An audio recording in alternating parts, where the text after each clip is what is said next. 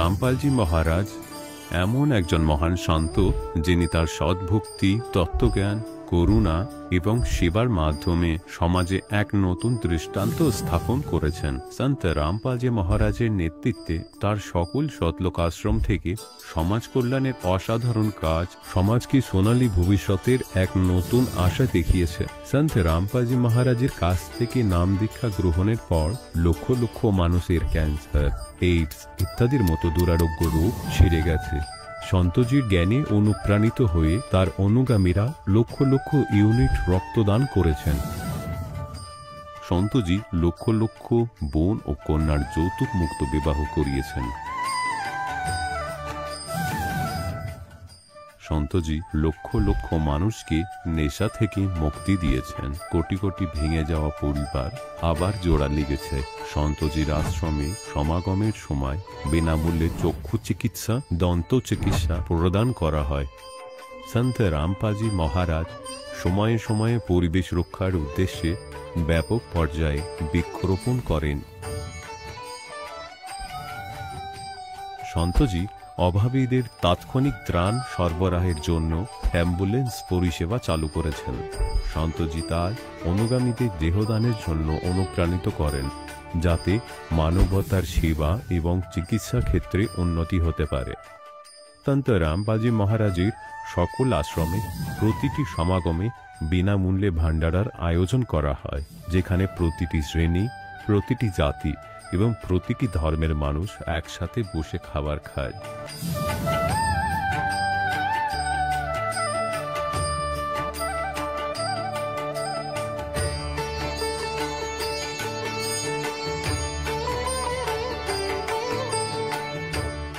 সন্ত রামপালজি মহারাজের আশ্রমে হাজার হাজার বয়স্ক মানুষ সম্মান এবং ভালোবাসার সাথে জীবনযাপনের সুযোগ পান। তাদের খাওয়া, থাকা এবং স্বাস্থ্যের সম্পূর্ণ দায়িত্ব সন্ত রামপালজি মহারাজ গ্রহণ করেন। অনাথ শিশুদের জন্য সন্ত রামপালজি মহারাজের সকল আশ্রম কোনো আশীর্বাদের চেয়ে কম নয়। এখানে শিক্ষা, সংস্কৃতি এবং ভবিষ্যতের জন্য উন্নত সুযোগ প্রদান করা হয়। বন্যা হোক, ভূমিকম্প হোক বা মহামারী, সন্ত রামপালজি মহারাজ এবং তার অনুগামীরা সবসময় অসহায় মানুষের জন্য সবার আগে দাঁড়িয়ে থাকেন। কোভিড মহামারীর সময় সন্ত রামপালজি মহারাজের আশ্রম থেকে কোটি কোটি মানুষের জন্য খাবার, ওষুধ এবং জীবন রক্ষাকারী সামগ্রী সরবরাহ করা হয়েছিল। দরিদ্রদের সাহায্য হোক বা কোনো শোষিত ও নিপীড়িত শ্রেণীর অধিকার ও সম্মানের লড়াই, সন্ত রামপালজি মহারাজ সবসময় তাদের কণ্ঠস্বর সরকারের কাছে পৌঁছে দিয়েছেন এবং তাদের যথাযথ ন্যায় বিচার প্রদানে গুরুত্বপূর্ণ ভূমিকা পালন করেছেন। সমাজে আধ্যাত্মিক এবং সামাজিক মূল্যবোধ সম্পর্কে সচেতনতা বৃদ্ধিতে সন্ত রামপালজি মহারাজ প্রতিটি পদক্ষেপে মানবতার সত্যিকারের সেবক হিসাবে প্রমাণিত হয়েছেন। সন্ত রামপালজি মহারাজের জীবন আমাদের শেখায় যে সত্যিকারের সেবা হলো সেই সেবা যা নিঃস্বার্থভাবে করা হয়। আসুন আমরাও সেই মহান সেবার কাজে এই মহান সাধকের সাথে যুক্ত হই এবং সন্ত রামপালজি মহারাজের কাছ থেকে নাম দীক্ষা নিয়ে আমাদের জীবনকে ধন্য করি।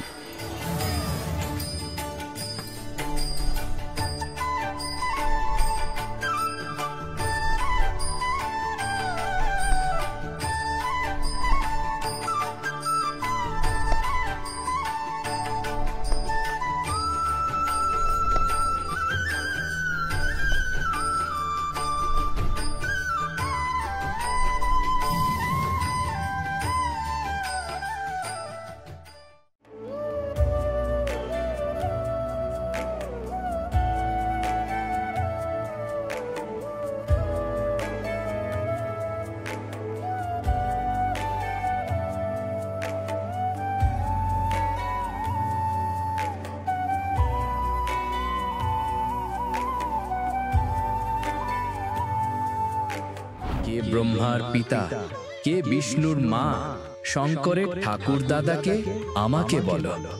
এই সব জানতে হলে অনুগ্রহ করে শুনুন জগৎগুরু তত্ত্বদর্শী সন্ত রামপালজি মহারাজের অমৃত প্রবচন, সমস্ত পবিত্র ধর্মের পবিত্র শাস্ত্রের আধারে।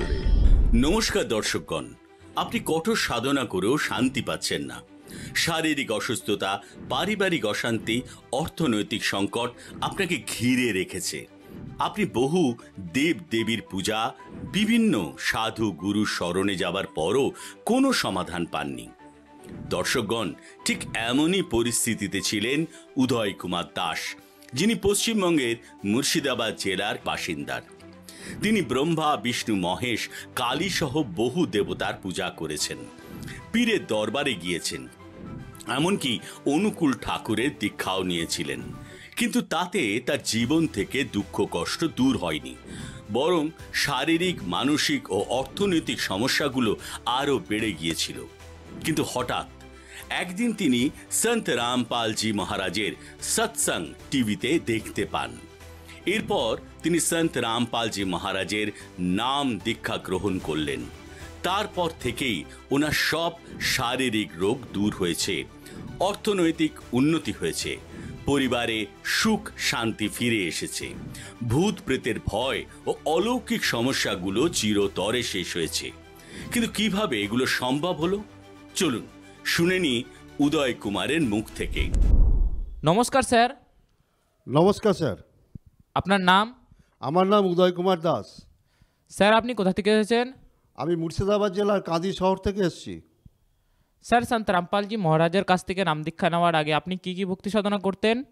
আমি বিভিন্ন দেবদেবীকে ভক্তি সাধনা করতাম, যেমন ব্রহ্মা, বিষ্ণু, মহেশের ভক্তি সাধনা করতাম, কালীর ভক্তি সাধনা করতাম, এবং বিভিন্ন আমি পীরের দরবারে যেতাম।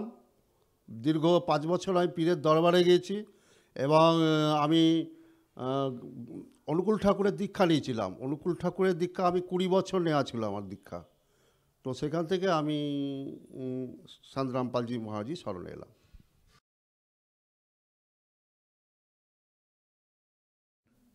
স্যার, আপনি বললেন আপনি অনেক ভক্তি সাধনা করতেন, তাহলে সন্ত রামপালজি মহারাজের খোঁজ আপনি কোথা থেকে পেলেন?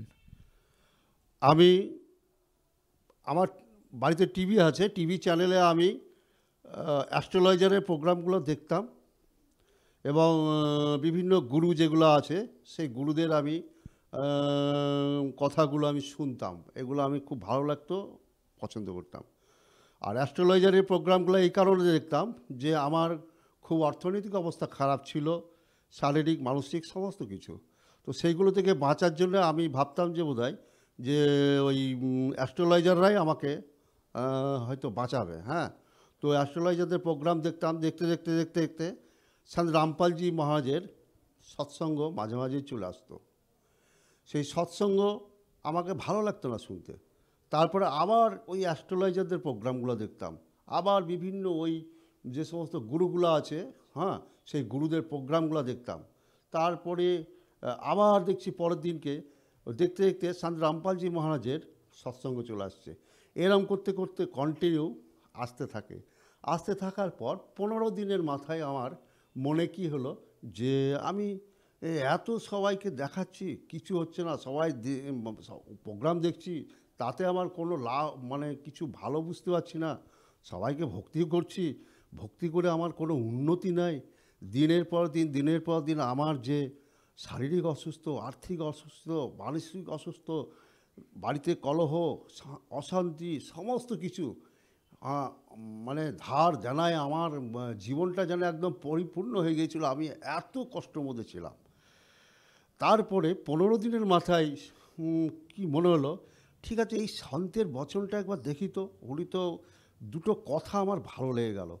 তারপরে আমি পরের দিন থেকেই সন্ত রামপালজি মহারাজের সৎসঙ্গ শুনতে লাগলাম কন্টিনিউ। মানে 1 ঘন্টা সৎসঙ্গ সাধনা চ্যানেলে, সেই সাধনা চ্যানেলে 1 ঘন্টা সৎসঙ্গ আমি শুনতে লাগলাম। 1 ঘন্টা করে শুনতাম। শোনার পর শুনতে শুনতে আমার মনে হতো যেন আরেকটু হলে ভালো হয়। তারপর ওই সৎসঙ্গ শোনাতে আমার বাড়িতে যেন একটা কেমন যেন মনে হলো যে একটু ভালো লাগছে, আমার একটু ভালো লাগছে, শারীরিক ভালো লাগছে, মানসিক ভালো লাগছে। শুনতে শুনতে শুনতে শুনতে আমি যোগাযোগ করলাম।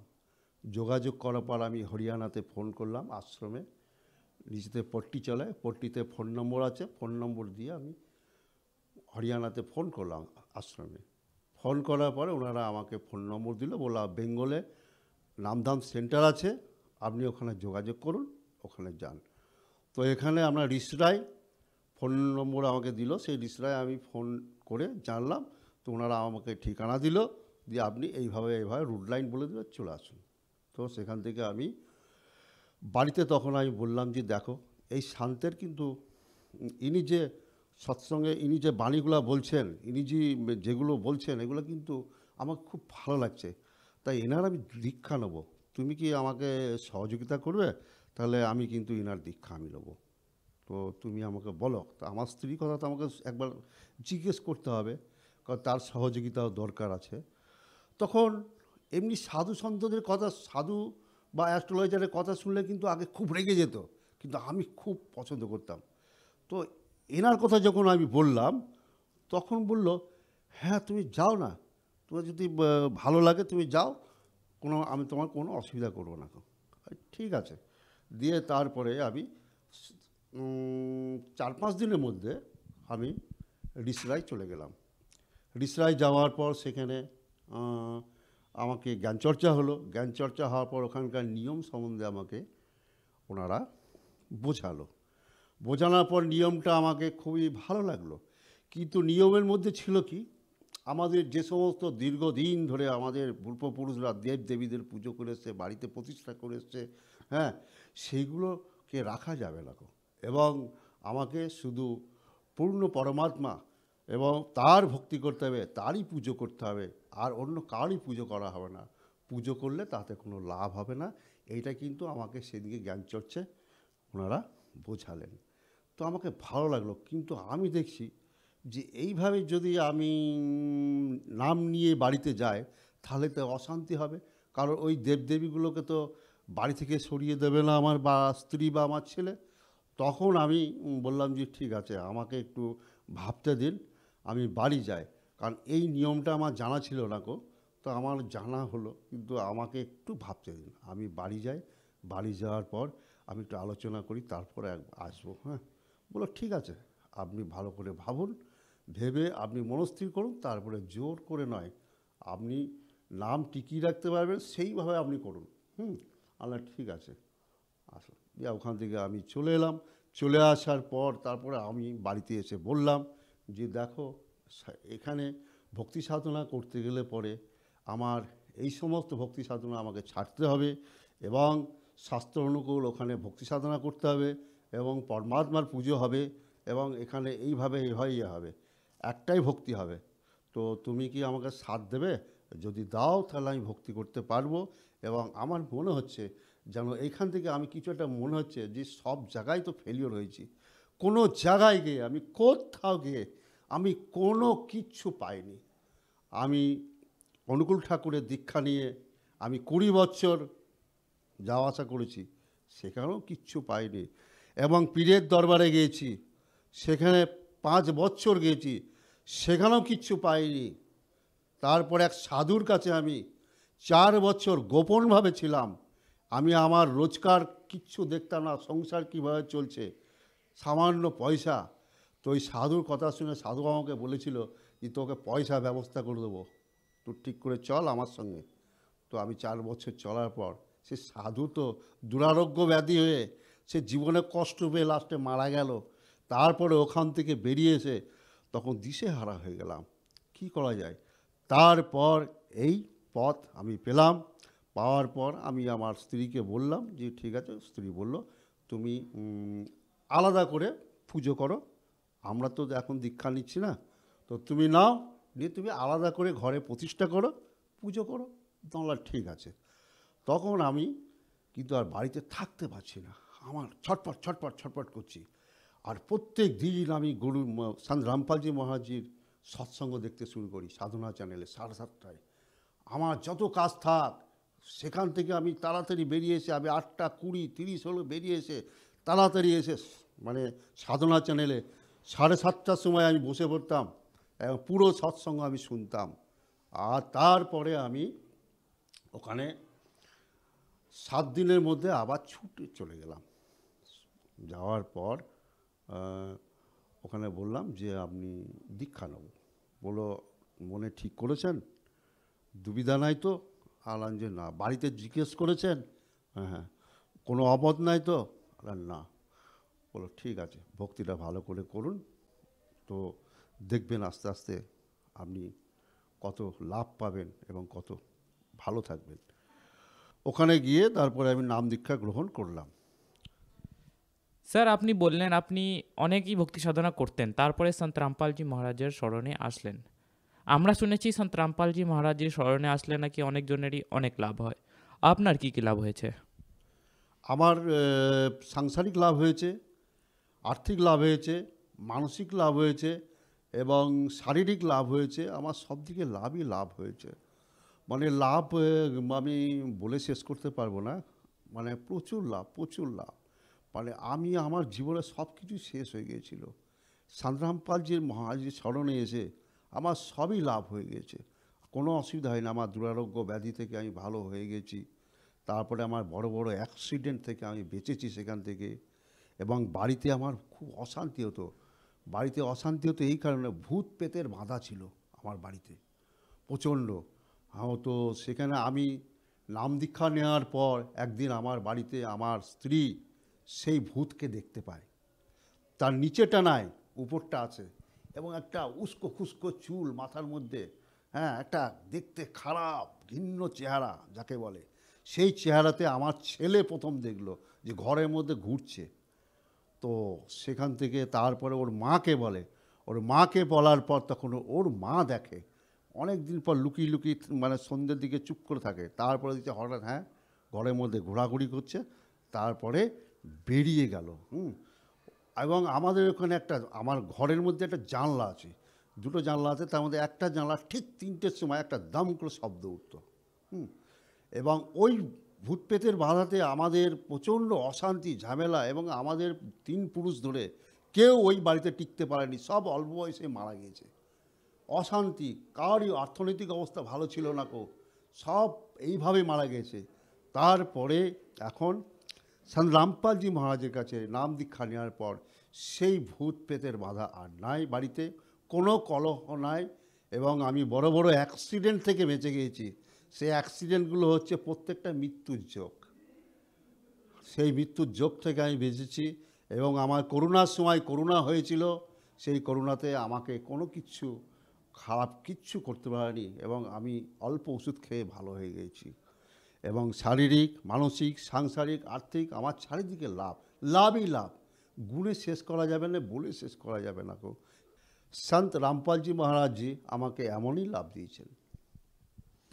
আপনি বললেন সন্ত রামপালজি মহারাজের কাছ থেকে নাম দীক্ষা নেওয়ার পর আপনার অনেকই লাভ হয়েছে। তাহলে আপনি আমাদের দর্শকদেরকে কি বার্তা দিতে চান? দর্শকদেরকে বার্তা মানে আমি তো সেরকম কিছু বলতে পারি না, তবে আমি আমার জীবনে যা যা ঘটেছে সেইগুলো আপনাদেরকে সবাইকে তুলে ধরলাম। এবং আপনাদের সকলকেই বলবো, এইটাই বলবো যে গুরুজির মানে আপনারা সবাই আসুন এবং সময়টা নষ্ট করবেন না। এখান থেকে সাংসারিক সমস্ত, শারীরিক, মানসিক সমস্ত রোগ থেকে, এবং চিরতরের যে আমাদের আদি সনাতন ধাম, যে সতলোক যেখান থেকে আমরা এসছি, সেইখানে আবার আমরা যেতে পারবো। এবং আমাদের এইখানে যে কষ্ট, এই মৃত্যুলোকে কষ্ট, এই মৃত্যুলোকের কষ্ট থেকে আমরা চিরতরের মতন বাঁচবো। আপনারাও আসুন সন্ত রামপালজি মহারাজের স্মরণে এবং নিজের আত্মার কল্যাণ করুন। স্যার সন্ত রামপালজি মহারাজজির স্মরণে আসার জন্য কি কি করতে হবে? কঠিন কিছু নয়। ওখানে আপনার একটা দেখবেন টিভি আছে, টিভি চ্যানেল আছে, টিভি চ্যানেলে ওখানে আপনার একটা পট্টি চলে, সেই পট্টিতে সমস্ত নাম, মানে ফোন নম্বর দেওয়া আছে। সেই ফোন নম্বরে আপনারা যোগাযোগ করুন, ফোন করে যোগাযোগ করার পর গোটা ভারতবর্ষ জুড়ে আপনার 600-র ওপরে নামধাম সেন্টার আছে, এবং পশ্চিমবঙ্গে প্রচুর সেন্টার আছে, প্রত্যেকটা জেলায় জেলায় সেন্টার আছে। এবং সেখানে আপনাদেরকে যোগাযোগ করে আসুন, আসার পর আপনারা সেখান থেকে নাম দীক্ষা গ্রহণ করুন। ধন্যবাদ স্যার। ধন্যবাদ স্যার। দর্শকগণ, এখন আপনি শুনলেন সন্ত রামপালজি মহারাজের থেকে দীক্ষা গ্রহণ করে সুখী হওয়া ভক্তের অভিজ্ঞতা। এখন দেখুন জগৎগুরু তত্ত্বদর্শী সন্ত রামপালজি মহারাজের মঙ্গল প্রবচন। তাহলে পুণ্যাত্মার এমন লোকে আর নাচ গান করো, আর এখানে ভবিষ্যতের স্কিম আর এই কোঠি বানাও, বাড়ি বানাও, তাহলে ভক্ত নও? ছিটেও লাগেনি আপনার ভক্তির। তাই নানক সাহেবজি বলেন, না জানে কাল কি কর ডারে और किस विध ढल जा पास आवे और जिनाते सरते मौत खुटक दी। এক সেকেন্ডের খবর নেই। কবি সাহেবজি বলেন, না জানে আগলে सांस का आवण হোক না হোক। তাহলে তার কিসের হাসি, কিসের জন্য হাসবে? তখন তারা জিজ্ঞাসা করলো, আপনি সবসময় এমনই উদাস থাকেন? তাহলে আপনি কি সবসময় এমনই থাকেন? বললেন না। সাদ মেলে সাডা সাদি হন্দি और विछड़ जाए दिलगीरी वे अखदे नानक सुनो जिहाना ये मुश्किल हाल फकीरी वे। যে সময় আমার ভক্ত, আমার শিষ্যরা আবার ফিরে আসে সৎসঙ্গ শ্রবণ করার জন্য, আর তারা যেমনকার তেমন ফিরে আসে, আমি তখন খুব খুশি হই। কেননা প্রথম স্টার্টে খুবই কম পুণ্যার্থী ওনার স্মরণে এসেছিলেন। কেননা ওই জ্ঞান আগে তার হিন্দু ধর্মে জন্মেছিলেন নানক সাহেবজি। আর তারপরে আমাদের এই পথ একদম বিপরীত। ওই সময় মানুষ শিক্ষিতই ছিল না। ওনার পথকে স্বীকার করার সংখ্যা ওই সময় খুবই কমই ছিল। তাই সেই কারণে 150-200 যাই হোক ভক্ত আসতো সৎসঙ্গ শোনার জন্য, তারা হাতে গোনাই ছিল। আর 2-4 জন আসতো না যেদিন, তখন গুরুদেব জিজ্ঞাসা করতেন, অমুক আসেনি ভাই, কি হয়েছে ওর? যখন তিনি এটা জানতে পারতেন যে তারা কোনো কাজবশত আসতে পারেননি, তাহলে কোনো ব্যাপার না। আর 1-2 জন এমনও হতো যে তারা অন্য সেরফেরে সন্ত, তাদের শিষ্যরা তাদের ভুল বুঝিয়ে নিয়ে যেত, বিভ্রান্ত করে দিত। তো নানক সাহেবজি বলতেন যে যখন এই সমস্ত ভক্ত আমার কাছে ফেরত আসে, কেননা সংসারের মধ্যে ভক্তি করা বড়ই কঠিন হয়ে গেছে। কারণ কি? সত্যজ্ঞান দাতা একজন, আর বিভ্রান্ত করার ব্যক্তি কোটি সংখ্যায় রয়েছে। তো তাই তিনি বলতেন যে কে সাদ মিলে সাডা সাদি হন্দি और विछड़ जाए दिलगीरी वे। যখন এরা এখান থেকে চলে যায়, তখন আমি উদাসীন হয়ে যাই যে কেউ যেন আমার ফসলে পোকা না লাগিয়ে দেয়। এই ভোলা ভালা আত্মাদেরকে অনেক কষ্টে লাইনে এনেছি এই জ্ঞানের পথ দেখিয়ে, আর এই পাগল লোকেরা না জানি কত নকল পন্থ বানিয়ে বেড়াচ্ছে। আর এই ভোলা ভালা আত্মাদেরকে বোকা না বানিয়ে দেয়, যখন তারা যেমন ছিল তেমনি এসে যায়, তখন সেই দিন আমার খুশি কোনো ঠিকানা থাকে না যে এদের কল্যাণ হয়ে যাবে। এরা ভ্রমিত হয়নি। সাদ মেলে সাডা সাদি হন্দি, সাদি অর্থাৎ খুশি, আর বিছড় যায় দিলগিরি वे। যখন এরা বিচ্ছিন্ন হয়ে যায়, তখন আমার মনে বড়ই দুঃখ হয়। এই এই- এই কথাই চিন্তা হতে থাকে যে ওই বাচ্চাদেরকেও বোকা না বানিয়ে দেয়, ওদের জীবন না নষ্ট করে দেয়। আখদে নানক শোনো জিহানা ये मुश्किल हाल फकीरी वे। এই ভক্তি করা বড়ই কঠিন। কারণ অন্য সাধনাগুলি তো পরম্পরাগত, ওখানে তো কেউ বলবারই নেই যে আপনি এটা করবেন না, কারণ এটা ভুল। যা করছো সেটাই ঠিক। হ্যাঁ ভাই, একদম খুবই ভালো, আমিও এটাই করি। আপনি কি করেন? আমি অমুক করি। হ্যাঁ, সব ঠিক আছে, আপনিও করুন, আমরাও করছি। আর এখানে এটা বলা হয় যে এটা নয়, এটা করো না, ওটা করো না, এইটা করো। এই প্রকারে এটা একটু বেশি কঠিন। মুশকিল হাল ফকিরি वे। ফকিরি মানে ভক্তি। এই ভক্তি করা বড়ই কঠিন হয়ে গেছে। আর যে সময় এখন এই জ্ঞান তো সমস্ত বিশ্বে ছড়িয়ে যাবে, আর পুরো বিশ্বের এই জ্ঞান ভালো লাগবে। আর যে সময় সবাই এক রাশে চলে আসবে, যে কেউ এই জ্ঞানটি শুনবে, কিছু সময় পরে তাতে অবজেকশন থাকবে না কারোর। সকলে এটাই বলবে যে ভাই জ্ঞান তো 1 নম্বরের, জ্ঞানে তো কোনো কমতি নেই। এখন যারা এত ইতিবাচক কথা বলছে, তারা এতটা স্বীকার করছে, তো একদিন তারা উপদেশও নিয়ে নেবে। তারপর সমস্যার সমাধান হয়ে যাবে, তখন সরল হয়ে যাবে এই ফকিরি। আর ওই সব কেউ বাধক থাকবে না। তাই এই জ্ঞান প্রচার সৎসঙ্গে আপনাদেরকে বারবার ডাকা হয়। এর উদ্দেশ্যের মূল এই যে আপনারা আসতে থাকুন, আপনাদের ভক্তিতে বিশ্বাস আরো বাড়তে থাকবে। আপনাদেরকে এখানে ডাকার কোনো শখ নেই আমাদের। এটা এক অমূল্য কাজ করা হচ্ছে। যেমন আপনারা সৎসঙ্গে আসতে থাকবেন, আপনাদের অন্তঃকরণের ভিতরে একটু আধটু কোনো দোষ এসে থাকলে এই জ্ঞানের আর এখানে সৎসঙ্গের দ্বারা, সেবার দ্বারা, দানের দ্বারা, মন্ত্র জাপের দ্বারা তা ফের সরে যাবে। এখন পুণ্যাত্মাগণ, আপনারা তো বালক, ছোট ছোট বাচ্চারা হয় না?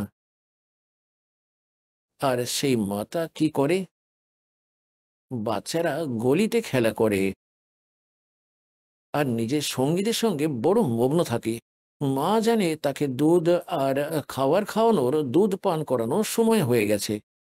মা তাকে ডেকে নিয়ে আসে যে, আয় বাবা দুধ খেয়ে নে। সে বলে, না না, আমি খেলা করছি। মা তো জানে যে দুধ খাওয়ানো একে অনিবার্য, নয়তো এ দুর্বল হয়ে যাবে ছেলে। তাই তাকে ধরে নিয়ে আসে আর তাকে বলে যে, নে দুধ খেয়ে নে, বা যাই হোক সে খাবার খাওয়ায়। তো সে তাড়াতাড়ি দুধ পান করছে। দুধ খেতে খেতেও তার এটাই মনে হচ্ছে যে মা একবার ছেড়ে দিক, আমি আবার যাব গিয়ে খেলবো। মা পান করিয়ে তাকে দুধ আর ছেড়ে দেয় যে যা খেলে আয়। আর দুধ পানের সময় আবার তাকে ডেকে নেয়, তাকে ফের দুধ পান করিয়ে দেয়।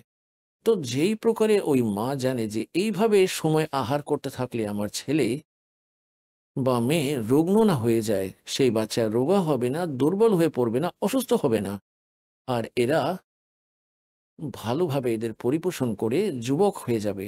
তো আপনারা এক বালক, আর দাস ওই পরমাত্মার পাঠানো, ওই পরমাত্মার চাকর আছে। আপনারা ওনার সন্তান, পুত্র পুত্রী ওনার। দাসের সেবা লাগানো হয়েছে যে আপনাদের লালন পালন করি এই আত্মাদের।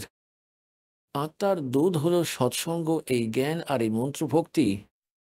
আপনাদের এখানে ডাকা হয় আর একটু প্রতিবন্ধিতও করা হয়েছে যে প্রথম মন্ত্রের পর শতনাম তখনই প্রাপ্ত হবে যখন আপনি 4 বার এখানে অ্যাটেন্ড করে নেবেন। এর কারণ কি? যে যাদের ভগবান দরকার, আপনার ভগবানকে দরকার, প্রত্যেক আত্মারই পরমাত্মার আবশ্যকতা অবশ্যই রয়েছে। তো পরমাত্মার জন্য এই জীবাত্মা রাজ্য ত্যাগ করে দিয়েছে, রাজপাটকে ঠেলে সরিয়ে দিয়ে জঙ্গলে গিয়ে বসেছে, ভগবানকে পাওয়া চাই।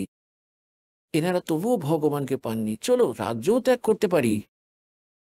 যখন জ্ঞানের প্রেরণা হয়, কেননা ওই মহাপুরুষেরা যারা রাজ্য ত্যাগ করেন, ওনারাও কোনো সন্ত পেয়েছেন, সৎসঙ্গ শুনেছেন, তাদের আত্মায় প্রেরণা হলো যে সত্যি তো কর্ম এটাই করার ছিল। তো এখানে সৎসঙ্গে আগে আপনাদের প্রেরণা করা হয় যে এই কার্য যা তোমরা করছো এটাই ফাইনাল মেনে বসে আছো। এই মনুষ্য জীবনে কেবল এতটাই কাজ নয়, এর সঙ্গে সঙ্গে একটা আরো ভেরি ইম্পর্টেন্ট জব আছে আপনাদের। একটা আরো খুব দরকারি কাজ আছে, পরমাত্মার ভক্তি করা, দান ধর্ম সেবা করা, তারপর আত্মকল্যাণ করিয়ে সৎলোকে যাওয়া, যেখানে যাওয়ার পর আর কোনো কষ্টই থাকবে না। তাই এই প্রেরণায় প্রেরিত হয়ে যে ভক্তরা প্রেরিত হয়ে যায়, তারা ওই আত্মাই যারা রাজা ছিল তাদেরকে প্রেরণা করেছিল এবং পূর্বের সংস্কার ভালো ছিল, রাজ্য ত্যাগ করে দিল। আপনাদের এই জন্য ডাকা হয় যে পরমাত্মা যখন আপনাদের লালসা হবে ভগবানের প্রতি, আর আপনার আত্মায় গেঁথে যাবে যে ভক্তি ছাড়া জীবনে চলা সম্ভবই নয়, ভগবান পেরে পিছু ছাড়ানো যাবে, এইটুকু আমরা জ্ঞান করিয়ে দিই আপনাকে। তো ওই সময় আপনি 1-2 বার আসার পরে আপনাকে থামালেও থামবেন না এখানে সৎসঙ্গে না এসে। আপনাদের এমনভাবে জ্ঞান করিয়ে দেওয়া হবে। তবু আপনারা এখানে আসেন সৎসঙ্গ শোনার জন্য। আপনার চিন্তা থাকে ওইখানে, চলো ওখানে যাব, ওটা করব, অমুক কাজ আছে। ঠিক আছে, একটা স্বভাব হয়ে রয়েছে, এটা আমাদের বাধ্যতামূলক যতদিন এই সংসারে থাকবো। এতটা চিন্তা আর আর ভবিষ্যতে যা আমাদের নিজেদের প্ল্যানিং আছে সেটা করতেই হয়। কিন্তু এখানে আপনার কেউ 1 দিন থাকেন, কেউ 2 দিন থাকেন, কেউ আবার 3 দিনও থেকে যান। আপনাকে ওই দাস ওই মায়ের মতো দুধ পান করিয়ে দেয় আর আবার ছেড়ে দেয় যে যাও খেলে আসো তোমরা তোমাদের ওই খেলনা নিয়ে, আর আবার চলে আসবে, আর এসে আপনাকে আবার পরিপূর্ণ করে দেওয়া হবে। এই প্রকারে আপনার আত্মা ম্যাচিওর হয়ে যাবে, যুবক হয়ে যাবে, ভক্তি যুক্ত হয়ে যাবে। তারপরে আপনার আগামীতে আসা বিপদগুলি বন্ধ হয়ে যাবে, কেননা পাপ নাশ হয়ে যাবে, পুণ্য আপনার বৃদ্ধি পেয়ে যাবে।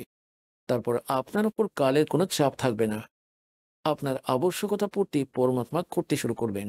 তারপর আপনার না চুরি করার দরকার হবে, না ঘুষ নেওয়ার প্রয়োজন পড়বে, না কোনো উল্টো পাল্টা কাজ করে নির্বাহের প্রয়োজন পড়বে না, যদি নাম নিয়ম মর্যাদা সঠিকভাবে করে পালন করে চলতে থাকো। আর তাছাড়া আমরা পরম্পরাগুলিকে কম করব, শেষ করব। এখন যেমন পুণ্যাত্মাগণ এই উৎসবগুলো পালিত হয়, একজন ভক্ত বলছিলেন, শুধু একজন নয়, অসংখ্য ভক্তের সঙ্গে দেখা হয়, এক দুজনকেই স্মরণে থেকে যায়। তিনি বলেছিলেন যখন তিনি দীক্ষা নিতে এসেছিলেন কোনো ভক্তের মাধ্যমে সাথে এসেছিলেন, তিনি বলেন আজ আমরা 10 বছর হয়ে গেছে কোনো উৎসব পালন করিনি।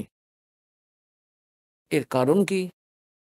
যে কখনো তো আমার এক 5-4 আমার কাকা জেঠু 5-6 ভাই ছিলেন, তাদের মধ্যে কেউ তো মারা যেতেন, একজন বিশেষ যুবকের কোনো বোন বিধবা হয়ে যায় অথবা পরিবারের কোনো সদস্য মারা যায়, আমরা 10 বছর হয়ে গেছে কোনো উৎসব পালন করিনি।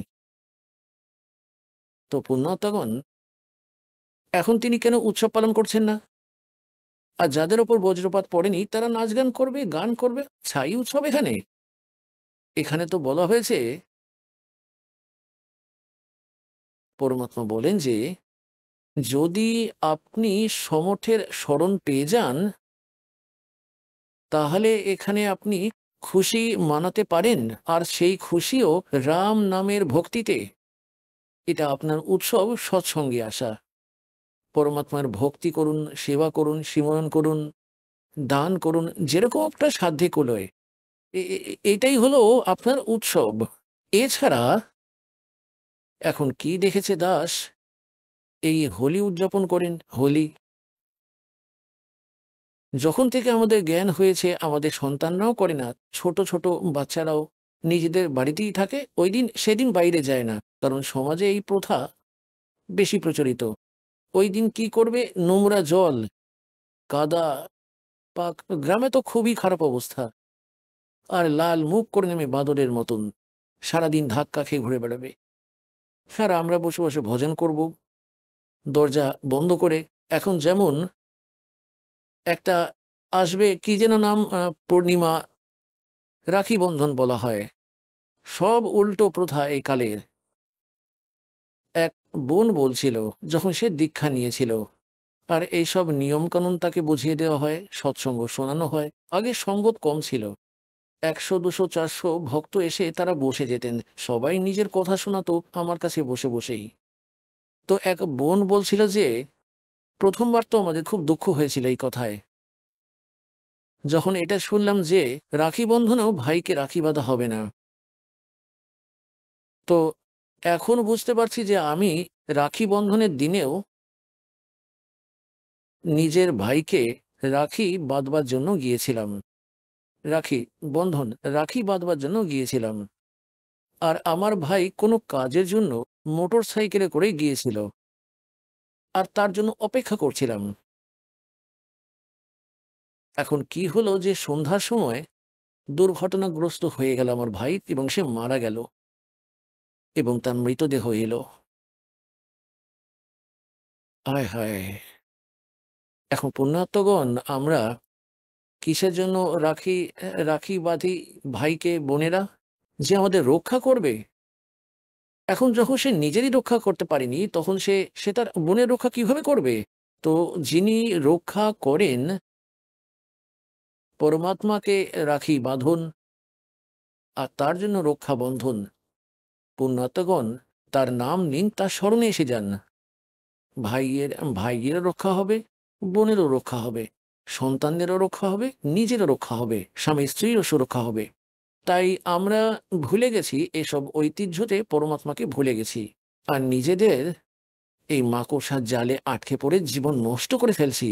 তো পুণ্যাত্মগণ এইসব ঐতিহ্য থেকে আমাদের ফিরে আসতে হবে এবং ওই পথেই আসুন।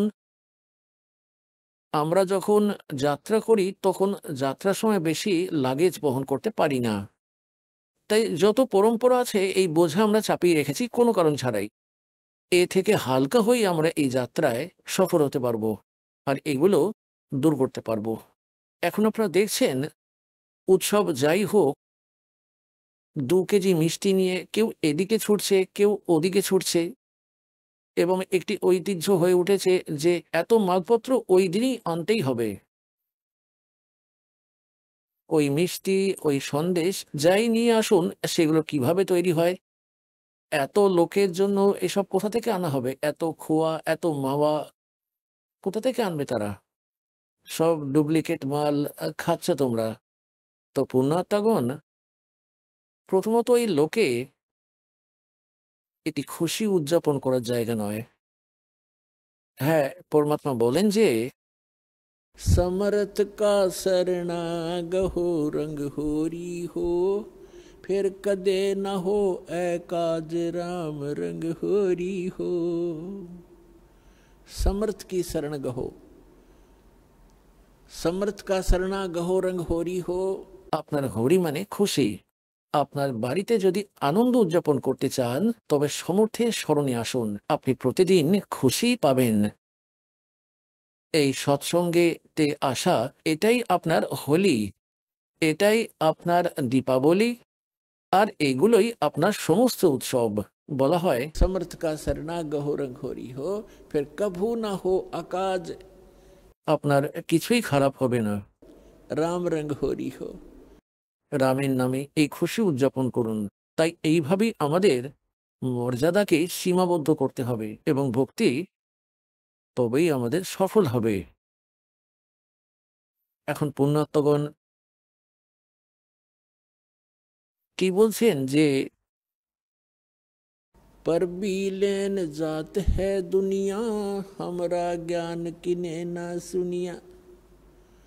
परमात्मा बोलें जे के चारों युग में संत पुकारे कूक कहा हम हेल रे हीरे माणिक मोती बरसे ये चग चुगता ढेल रे। পরমাত্মা এসে বলেন যে 4 যুগে যেসব মহাপুরুষ ও সাধকদের সাথে আমি দেখা করেছি তারা আমার কাছ থেকে প্রাপ্ত এই সত্য জ্ঞানের সর্বত্র প্রচারের জন্য চেষ্টা করেছেন। আর আমিও এসে দৃঢ় কণ্ঠে সবাইকে ডেকে ডেকে এনে বলি যে কবির পরমাত্মাজি ইনি আমাদের মালিক, ইনি আমাদের সহানুভূতিশীল, তিনি হলেন আমাদের সকলের পিতা, আর উনি আমাদের জন্য ঘুরে বেড়াচ্ছেন। উনি আমাদের জন্য আকুল, কারণ এরা ফেসে গেছে কালের ফাঁদে এবং এদের কোনো জীবন আছে এখানে? মানুষ জীবনে সুখই নেই, তাহলে গাধা কুকুর বা শূকর হয়ে কি খাবেন আপনি? কোথায় পড়বেন? কোথায় থাকবেন আপনি? এবং এখানে আমরা জানি না কখন কি হয়ে যায় এই পরিবারের। আজ আমরা একটি সম্পূর্ণ পরিবার এবং আনন্দের কোনো সীমা নেই। হ্যাঁ, বাচ্চা আছে, বিয়ে করেছে, ভালো কর্মসংস্থান রয়েছে, সুখ আছে, আর 1 মিনিটে না জানি পরিবারের 3টি সদস্য একসঙ্গেই মারা যায়। পরিবারের পর পরিবার ধ্বংস হয়ে যায় দুর্ঘটনায়। তাই পরমাত্মা বলেন যে কাল তোমার সর্বনাশ করে রেখেছে, কাল তোমাকে বোকা বানিয়ে রেখেছে, বিভ্রান্ত করে রেখেছে, এতটাই দেখতে পান আপনি, তার বাইরে দেখতে পান না। তাই পরমাত্মা আমাদের ছানি অপারেশন করানোর জন্য আসেন এবং যে কোনো জায়গায় দাঁড়িয়ে তিনি আওয়াজ দিতে শুরু করে দেন। কবির সাহেব বলেন, मैं रोवत हूँ सृष्टि को ये सृष्टि रोवे मोहे गरीबदास इस वियोग को समझ न सकता कोई। এই আত্মা ঘুরে বেড়াচ্ছে, সে পরমাত্মার জন্য কাঁদছে। হে সমর্থ, হে সর্বসুখদায়ী, হে সকল পাপের বিনাশকারী, হে পরমাত্মা যিনি সকল দুঃখ কষ্ট দূর করেন, ভগবান আমাদের সুখ দিন। এটা তো প্রধানমন্ত্রী পর্যায়ের কাজ, আর পাটোয়ারির কাছে আবেদন করছি আমরা। বলা হয় যে মন্দিরের মূর্তিতে বা মসজিদে বসে করে থাকি, বা অন্য কোথাও যেমন গির্জাতে, গুরুদুয়ারাতে অথবা কোনো দেবতাদের কাছে আমরা প্রার্থনা করি। তো সেই প্রার্থনা তারা যদিও আপনার প্রার্থনা শুনছেন কিন্তু তারা কিছুই করতে পারেন না। समर्थ का शरणाग हो रंग होरी हो कबू ना हो अकाज राम रंग होरी हो। তো সর্বশক্তিমানের স্মরণে গেলে আমাদের লাভই হবে। তাই পরমাত্মা বলেন যে मैं रोवत हूँ सृष्टि को और ये सृष्टि रोए मोहे। এরা আমাকে খুঁজছে, হে সকল সুখের দাতা, আমাদের সকল সমস্যার সমাধান করেন যিনি তিন তাপের বিনাশকারী। হে পরমাত্মা, আপনি আমাদের সুখ দিন। কিন্তু যেখানে প্রার্থনা করা উচিত ছিল সেখানে আমাদের প্রার্থনা পৌঁছাতেই পারিনি। আমরা তাও জানি না যে কোথায় প্রার্থনা করতে হবে। তাই এখানে পরমাত্মা বলছেন, আপনি আমার জন্য ঘুরে বেড়াচ্ছেন আর আমি তোমার জন্য ঘুরে বেড়াচ্ছি। আমাদের এই বিচ্ছেদকে আমাদের মধ্যে প্রাচীর তৈরি করে দিয়েছে অজ্ঞতার, এটা কেউ বুঝতেই পারছে না। তাই জন্য পরমাত্মা এই দাসকে পাঠিয়েছেন আত্মা এবং পরমাত্মার মিলন করানোর জন্য, আর মধ্য থেকেই অজ্ঞতাকে ধ্বংস করার জন্য। তো সুতরাং এখন এই যে জ্ঞান, পরমাত্মা 600 বছর আগে জ্ঞানরূপী মালাই তৈরি করে রেখে গেছেন ভগবান। কিন্তু পুণ্যাত্মাগণ কবির সাগর, কবির বাণী, কবির বীজক, কবির সাক্ষী, কবির দোহাবলি, কবির শব্দাবলী, এগুলিকে মনে করো বন আছে, বন, একটি অনেক বড় জঙ্গল আছে এবং বেদ কি করে সেই বন থেকে প্রয়োজনীয় যে শিকড় হয় তাকে নির্বাচন করে এবং তাদের ভেষজ তৈরি করে, তারপর রোগীকে খাওয়ান 2 ডোজে ওই ওষুধে, তো সে সুস্থ হয়ে ওঠে। তাই একইভাবে কবির সাগর পরমাত্মার দেওয়া প্রদত্ত জ্ঞান ও অপার জ্ঞান, এটা তো একটি অরণ্য। এতে সব ধরনের ওই ওই আছে, গাছ গাছালি, এবং এই দাসকে বিশেষজ্ঞ বৈদ্য বানিয়েছেন। দাস তা বের করে নিয়েছে এই মূল্যবান রত্নটি, এবং যেসব ভেষজ আছে ভগবান তা বপন করে চলে গিয়েছেন। অন্য কবির পন্থীরা তাকে খুঁজে পায়নি, কারণ তারা বৈদ্য ছিলেন না। তারা যে নকল বৈদ্যের বোর্ড লাগিয়ে রেখেছিল, তারা বুঝতে পারেননি এই মহামূল্যবান গ্রন্থটিকে। তো পুণ্যাত্মগণ এই ভেষজ এখন এই দাস বের করে নিয়েছে আর আপনাদের দিয়ে দিয়েছে। সুতরাং এখন আপনার পরমাত্মাকে চিনতে পারবেন। তার জন্য সবকিছু করেছেন পরমাত্মা স্বয়ং। বলেছেন 600 বছর পূর্বে যখন ধর্মদাসজি খুবই ব্যাকুল হয়ে গিয়েছিলেন। ধর্মদাসজিকে আপনারা খুব ভালো করেই জানেন। ধর্মদাসজি, শ্রদ্ধেয় ধর্মদাস সাহেবজি, একজন অত্যন্ত ধার্মিক ব্যক্তি ছিলেন। ভেবে দেখুন পুণ্যাত্মাগণ, যার সাথে ভগবান ছিলেন, সঙ্গে সঙ্গে ঘুরে বেড়াতেন, তার থেকে পুণ্যাত্মা কে হতে পারে? সাথে ছিলেন, কিন্তু আমরা বুঝতে পারিনি, কারণ পরমাত্মা বলেন যে সৃষ্টি কর সৃষ্টি রো মোহে और गरीबदास इस योग को समझ नहीं सकता कोई। ধর্মদাসজির সঙ্গে ভগবান ছিলেন আর এমন এমন লীলা করে দেখিয়েছিলেন যে একমাত্র ভগবানই করতে পারেন, অন্য কেউ করতে পারেন না। আর তবু বুদ্ধি কাজ করেনি। ধর্মদাসজি নিজের চোখে দেখে এসেছিলেন ওখান থেকে যে সত্যিই তিনি পরমাত্মা। আমাদের উপর এত চাপ, তারপরেও মোহবশত এতটা অন্ধ হয়ে গেলেন।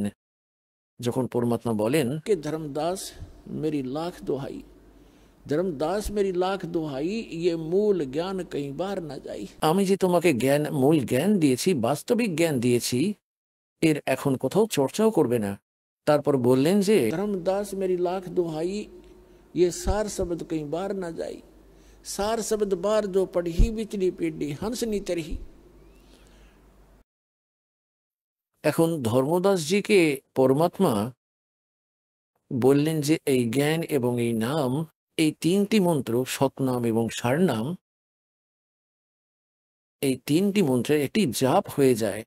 এটি আপনি কাউকে বলবেন না, নিজেই মন্ত্রটি জাপ করুন এবং এতেই মোক্ষ হবে। এটি ছাড়া মোক্ষ লাভ করতে প্রাণী পারে না, অধিকারী সন্তের কাছ থেকে প্রাপ্ত করতে হবে। এখন পুণ্যাত্মগণ, যখন ধর্মদাসজি এটাও দেখলেন যে তিনি সর্বশক্তিমান আপনার সাথে দাঁড়িয়ে আছেন, শতলোকেও দেখে এসেছেন, ফিরে এসেছেন, তবুও তার মনে এতটাই আসক্তিতে ভরেছিল যে বসে বসে কাঁদতে লাগলেন।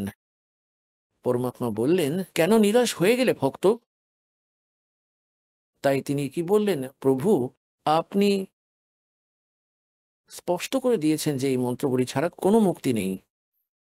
এই যে মন্ত্র আপনি বলছেন, শতনাম এবং সারনাম, এই 3টি মন্ত্রে জাপ করা, এটি ছাড়া মুক্তি নেই। আর এই আমার সন্তান, আপনি আমাকে 42 প্রজন্মের যা আমাকে আশীর্বাদ দিয়েছেন যে 42 প্রজন্ম ধরে আমার বংশে চলবে, তাহলে আমার সন্তানরা পার হবে কি করে? এই বলে তিনি কাঁদতে লাগলেন। তখন পরমাত্মা বললেন যে, ধর্মদাস, অন্ধ হবেন না।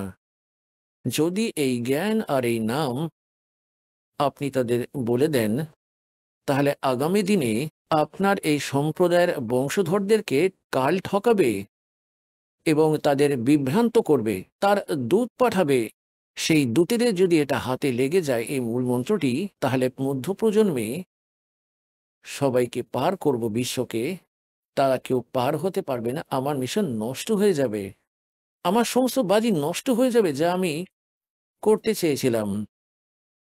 धर्मदास मेरी लाख दुहाई और ये सार शब्द की तो बार ना जाई। এবার ধর্মদাসজি খুবই দুঃখী হয়ে গেলেন। পরমাত্মা ভাবলেন এ সবকিছু নষ্ট করে দেবে, এ ডোবাবেই আমার বানানো গল্পটাকে। তাই পরমাত্মা প্রেরণা করলেন ওই দিন, তার অন্তরে প্রেরণা করলেন, আর তিনি বললেন, হে ভগবান, আমি খুব অন্ধ হয়ে গেছি, মোহ আসক্ত হয়ে, এটা আমার নিয়ন্ত্রণের বাইরে চলে গেছে। পরমাত্মা বললেন, আমাকে শতলোকে পাঠিয়ে দিন ভগবান, আমাকে শতলোকে ধুন লাগিয়ে দিলেন দাতা, যে চলো তোকে শতলোকে পাঠাই। জগন্নাথ পুরীতে একটি প্রেরণা দিয়েছিলেন পরমাত্মা তাকে, যে তিনি যদি এখানে থাকে তবে সন্তানদের প্রতি তার ভালোবাসা এমনই থাকবে এবং এসব নষ্ট করে দেবে, নাম বলে দেবে, এবং তার দেওয়া নামটি কাজ তো করবেই না, কারণ সে অধিকারী নয়। কারণ পরমাত্মা ধর্মদাসজিকে কাউকে নাম দেওয়ার আদেশ দেননি, কেবল 5টি নাম যা প্রথম মন্ত্রের, তাই তিনি দিতেন। এটাই ওনার আদেশ ছিল। ধর্মদাসজির পুত্র, যিনি পরমাত্মার আশীর্বাদে হয়েছিলেন, কবিরজির আশীর্বাদে চূড়ামণিজি তাকেও স্বয়ংই দীক্ষা দিয়েছিলেন এবং তিনি স্বয়ং তাকে 5 নাম দেওয়ার গুরুপদ প্রাপ্ত করিয়েছিলেন। 5 নাম কোনটি, যা আপনাদের প্রথম মন্ত্রে দেওয়া হয়ে থাকে, প্রথম এবং শেষ ছেড়ে দিয়ে। প্রথম ও শেষ সেই সময় দেওয়া হতো না। এখন এটি একটি দীর্ঘ গল্প, বারবার সৎসঙ্গ শুনলে বুঝতে পারবেন যে প্রথম ও শেষ মন্ত্র ওই সময় কেন দেওয়া হয়নি, এটা সৎসঙ্গে বলা হবে। কিন্তু এখন প্রসঙ্গ ভিন্ন আজকে। তো কবির পরমেশ্বরজি বললেন যে, ধর্মদাস, আমি 4 যুগেই এসে থাকি এবং প্রতিটি প্রাণীকে যে আমার স্মরণে একবার এসেছে তাকে পার করিয়ে তবেই ছাড়ি। আর যখন আমি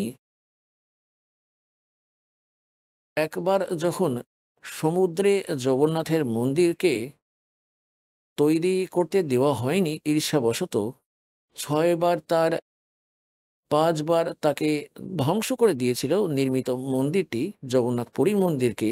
তো সেই সময় আমি স্বয়ং এসে এক সাধুরূপ ধারণ করে আর ওখানে বসেছিলাম সমুদ্রের তীরে, আর সমুদ্র এইভাবে উঠে এসেছিল প্রায় 40 ফুট মতো উঁচু, এইভাবে একদম পাহাড়ের মতো, আর এগিয়ে আসছিল ঠিক যেন ঘূর্ণিঝড় এগিয়ে আসে, সামুদ্রিক ঝড় বলে তাকে, যা সবকিছু ধ্বংস করে দিয়ে থাকে। তো আমি ঠিক এই রকম করে দিয়েছিলাম। আমার শক্তির সামনে সাগর ওইখানেই স্তব্ধ হয়ে গিয়েছিল, অ্যাজ ইট ইজ। আর তখন বিপ্র রূপ ধারণ করে সমুদ্রের দেবতা এসেছিলেন। তিনি আমার কাছে প্রার্থনা করলেন যে, আমি সমুদ্র ভাঙতে যাচ্ছি, আমাকে যেতে দাও। তখন আমি তাকে বলেছিলাম যে, আমি মন্দির ভাঙতে যাচ্ছি, আমাকে যেতে দিন। তো আমি তাকে বলেছিলাম, ভাই, এখন তুমি এইদিকে যেতে পারবে না সমুদ্র, আমি রাজাকে কথা দিয়ে দিয়েছি যে মন্দির নির্মাণ করছে, আপনি যেতে পারেন। বলার অর্থ হলো এই যে, দাসজিকে প্রেরণা দেওয়ার ছিল পরমাত্মার, যে ভাই, যাতে সে এখান থেকে বেরিয়ে আসে। তো ধর্মদাসজি বলতে লাগলেন যে, সেই জায়গা কি এখনো আছে যেখানে আপনি এই সমুদ্রকে থামিয়েছিলেন? পরমাত্মা বললেন, হ্যাঁ, এখনো রয়েছে। আমি দেখতে চাই মহারাজ, আমাকে দেখান। পরমাত্মা চেয়েছিলেন যে তিনি যেন এখান থেকে বেরিয়ে আসেন, এই নোংরা থেকে। এখন সেখানে যেতে, অর্থাৎ বান্ধবগড় থেকে আর উড়িষ্যা যাওয়ার জন্য শুরু করলেন। অবশেষে তিনি ৩-৪ দিনে পায়ে হেঁটে ওখানে পৌঁছে গেলেন। এখন সেখানে যাওয়ার পর পরমাত্মা তাকে জ্ঞান দিলেন, নতুন করে বোঝালেন যে ভালো মানুষ, কোথা থেকে এসেছিলে তুমি? এই বংশধরেরা কি তোমার সাথেই থাকবে? আজ এরা এখানে জন্মেছে, ধরো কাল এরা মারা গেল, হতে পারে গিয়ে নাইজেরিয়াতে জন্ম নিয়ে নিল। তোমার কোথায় হয়ে গেল ভালো মানুষ? এক লেওয়া এক দেওয়া দুত্তম। ঠিক যেমন সুখদেব ঋষি তার পিতা ব্যাসজিকে বলেছিলেন कि एक लेवा एक देवा दूतम, कोई किसी का पिता निपुतम, ऋण संबंध जुड़ा एक ठाठा, अंश में सब 12 बाटा। আজ তোমার পরিবার আছে, কাল না জানি কোথায় জন্ম নেবে, এবং আজ তারা কোথায়? কেউ মুসলিম পরিবারে জন্মগ্রহণ করেন, কেউ খ্রিস্টান পরিবারে জন্মগ্রহণ করেন, কারো অন্য কোনো ঘরে জন্মগ্রহণ হয়, আছে তোমার ঘরে আসছে। তারপর তোমার সংস্কার পূর্ণ করে কেউ কোথাও যাবে, কেউ অন্য কোথাও চলে যাবে, 12 ভাগ হয়ে যাবে। তো এটা বুঝতে পারছো না? আমি আপনার সঙ্গে 50 বছর হয়ে গেছে বোঝাচ্ছি, আপনি এক জায়গায় দাঁড়িয়ে রয়েছেন। তাই যখন এত দূরে পৌঁছলাম এখান থেকে, এবং সেখানে যখন এই নতুন জ্ঞান নতুন করে শুনলাম, তিনি আগেও শুনেছিলেন, কিন্তু 10-20 বার এই সৎসঙ্গে শুনলে এই মন পরিপক্ক হয়ে যায় যে, আর এই মনে করে আমি সবকিছু জানি। ছাই জ্ঞান হয়েছে তোমার। এই জ্ঞানকে তো শেষ নিঃশ্বাস পর্যন্ত ভিত্তি হিসেবে ব্যবহার করতে হবে, সৎসঙ্গ শুনতে হবে। 4টি কথা শিখে বক্তা হয়ে গেছেন, এখান থেকে শুনে নিজেই বলতে শুরু করেছেন, বলা শুরু করেছেন, কারণ এটি এমন জ্ঞান যে এই জ্ঞান শুনে সাধারণ মানুষ প্রশংসা করতে শুরু করবে, এবং তারপর তাকে এই প্রশংসা ডুবিয়ে দেবে সেই প্রাণীকে। তাই এই আধিপত্যের ক্ষুধাও জীবের ধ্বংসের কারণ হয়ে দাঁড়ায়। ধর্মদাস এইরকম ভেবেছিলেন যে আমার সব জ্ঞান হয়ে গেছে। ওখানে গিয়ে বুঝতে পারেন যে, বলতে লাগেন, আমি তো সেখানেই দাঁড়িয়ে আছি যেখান থেকে শুরু করেছিলাম। আপনি আমার চোখ খুলে দিলেন ভগবান। এখন আপনি শুনলেন সন্ত রামপালজি মহারাজের মঙ্গল প্রবচন।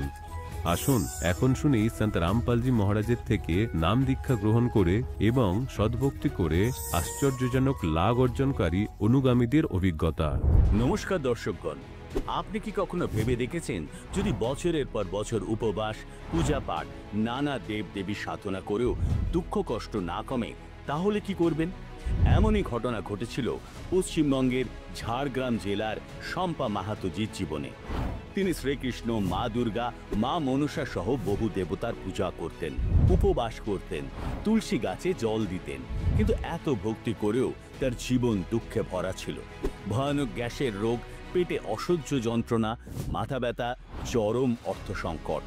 সংসার চালানোর জন্য লোকের কাছ থেকে ধার করতে হতো। কিন্তু তারপর সন্ত রামপালজি মহারাজের সৎসঙ্গ শুনে নাম দীক্ষা নেওয়ার পর তার জীবন পুরোপুরি বদলে গেল।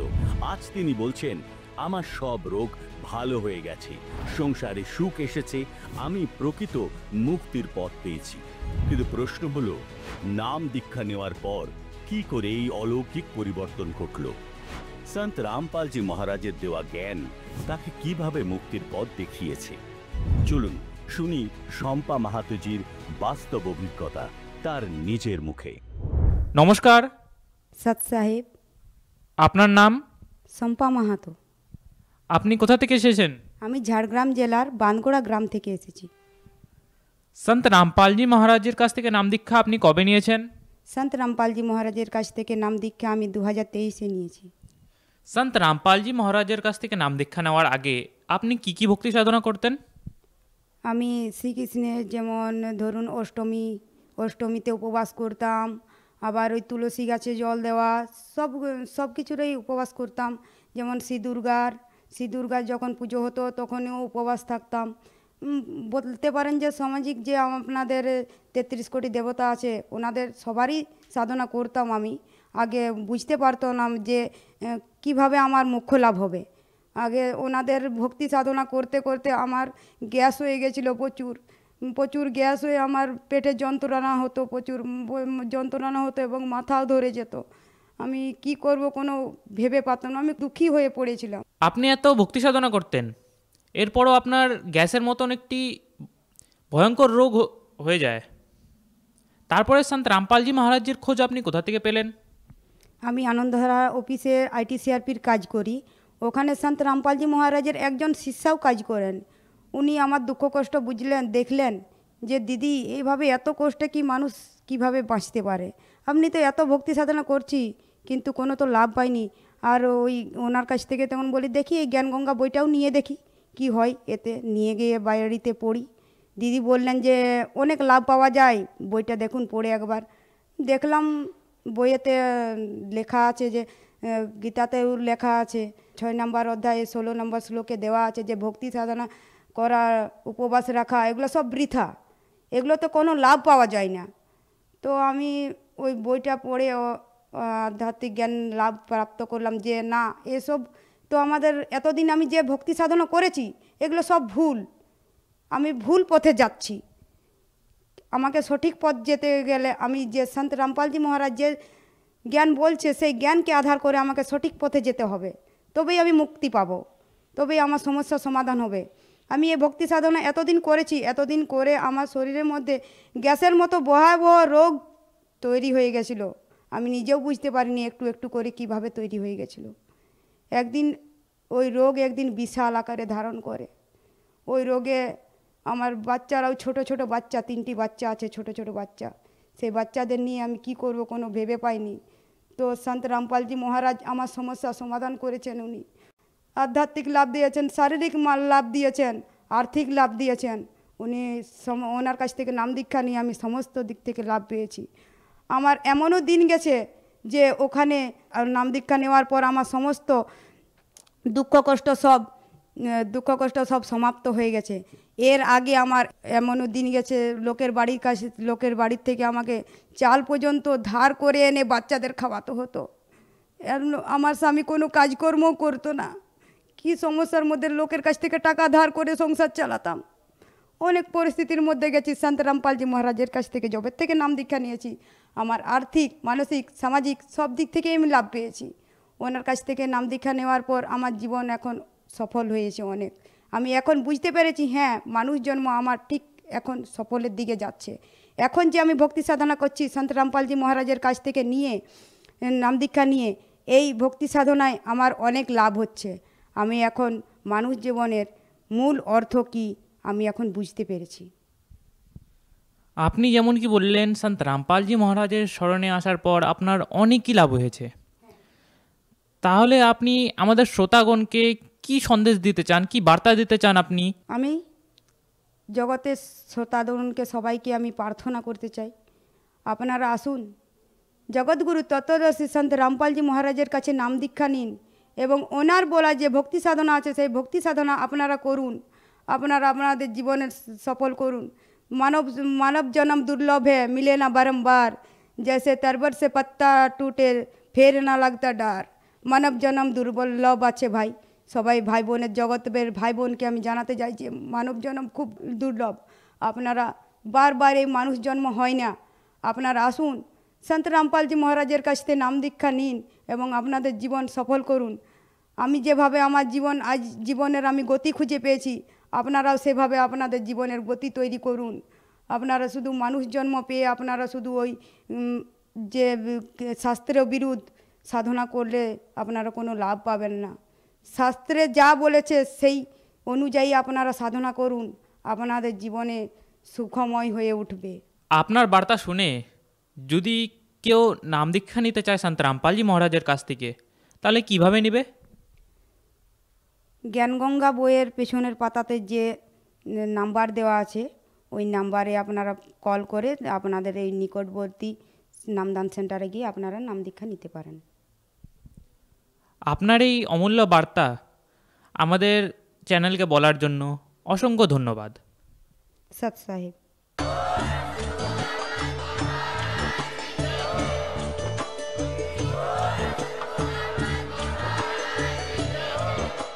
আপনারা শুনছিলেন জগৎগুরু তত্ত্বদর্শী সন্ত রামপালজি মহারাজের মঙ্গলময় প্রবচন। অধিক তথ্য জানার জন্য ভিজিট করুন আমাদের ওয়েবসাইট www.jagatgururampalji.org। সন্ত রামপালজি মহারাজের শুভাশীর্বাদে সম্পূর্ণ বিশ্বে 500-এরও অধিক নাম দীক্ষা কেন্দ্র আছে। যেখানে সন্ত রামপালজি মহারাজের দ্বারা অনলাইনে সম্পূর্ণ বিনামূল্যে নাম দীক্ষা দেওয়া হচ্ছে। আপনার নিকটবর্তী নাম দীক্ষা কেন্দ্রের ঠিকানা জানার জন্য যোগাযোগ করুন 9188291491 এ।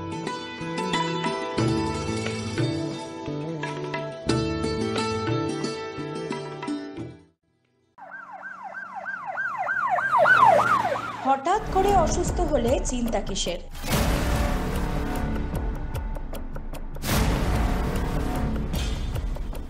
চব্বিশ ঘন্টা এমার্জেন্সি পরিষেবা নিয়ে আপনাদের পাশে রিকভারি নার্সিং হোম।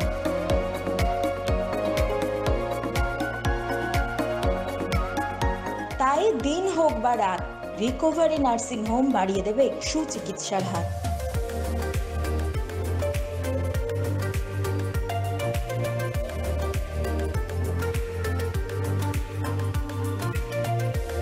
জগৎগুরু তত্ত্বদর্শী সন্ত রামপালজি মহারাজের পবিত্র সান্নিধ্যে ভক্তির আলো জ্বালাতে এবং ভক্তদের সত্য ভক্তির পথ দেখানোর উদ্দেশ্যে পশ্চিমবাংলার জনপ্রিয় চ্যানেল রাত দিন বাংলা চ্যানেলে জগৎগুরু তত্ত্বদর্শী সন্ত রামপালজি মহারাজের মঙ্গল প্রবচনের সম্প্রচার প্রতিদিন দুপুর 1টা থেকে 2টো আর রাত 7টা থেকে 8টা পর্যন্ত করা হচ্ছে।